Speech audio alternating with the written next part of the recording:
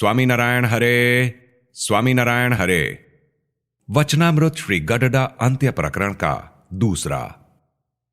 सर्वार्थ सिद्धि प्रकट गुरु रूप हरि।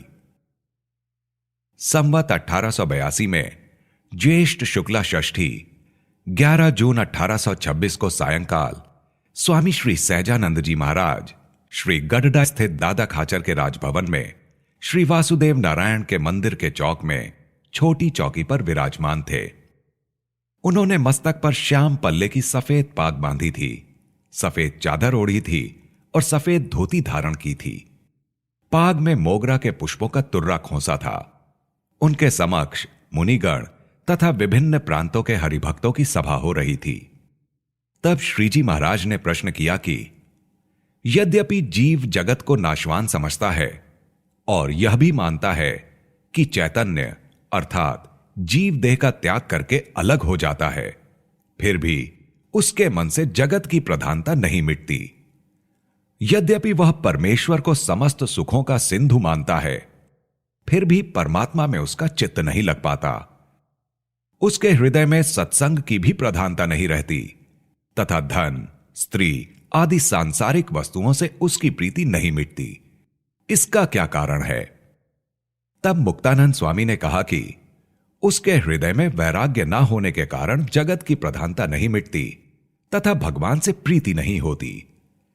यह सुनकर श्रीजी महाराज बोले कि यह बात तो सच है कि वैराग्य की न्यूनता है, फिर भी हमें ऐसा प्रतीत होता है कि सत्संग होते होते जिसका जैसा अंग बंध जाता है वह सर्वदा यथावत रहता है, परंतु बदलकर दूसरा नहीं होता।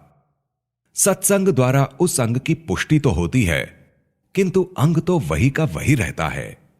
और जिसको जो भी अंग बंधना प्रारंभ होता है तब उसका चित्त विभ्रांत सा हो जाता है।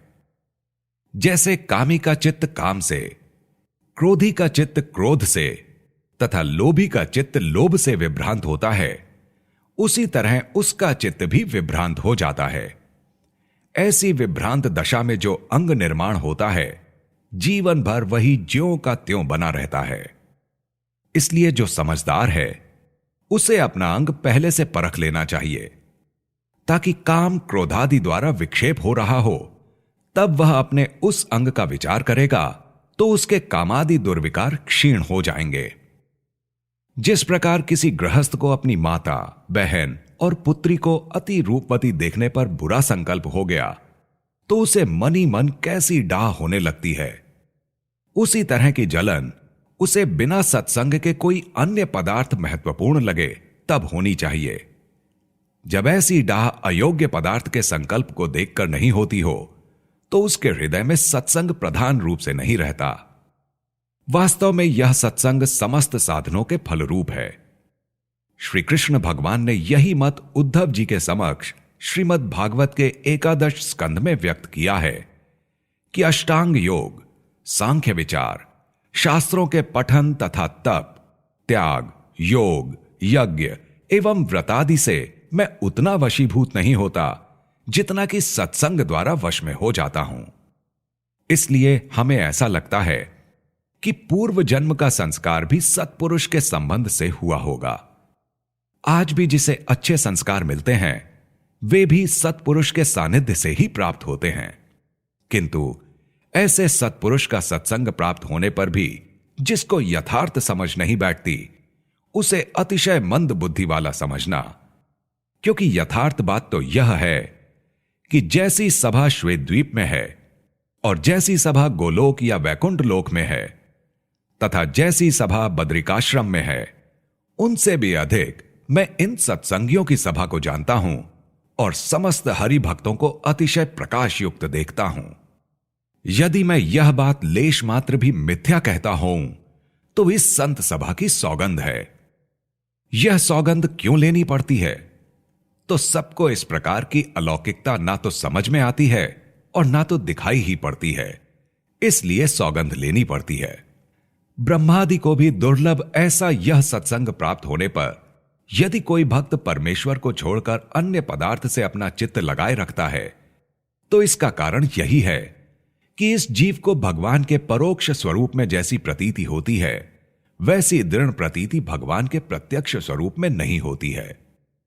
श्रुति में यही बात बताई गई है कि परोक्ष देवों में जीव को जो प्रतीति है, वैसी प्रतीति यदि प्रत्यक्ष गुरु रूप हरि में हो जाए तो जितने भी अर्थ प्राप्त होने को कहा है वे समस्त अर्थ उसको प्राप्त हो जाते हैं। और जब ऐसा संत समागम प्राप्त हुआ है तब यह समझना चाहिए कि देह त्याग के बाद जो भगवान को प्राप्त करना था वही भगवान आज इसी देह में प्रत्यक्ष प्राप्त हुए हैं। इसलिए जिसको परम पद कहते हैं, मोक्ष कहते हैं, वह आज सदैव ही प्राप्त हो गया है। यह जो वार्ता कही गई है वह आपको यद्यपि स्थूल दिखाई पड़ती है फिर भी अत्यंत सूक्ष्म है।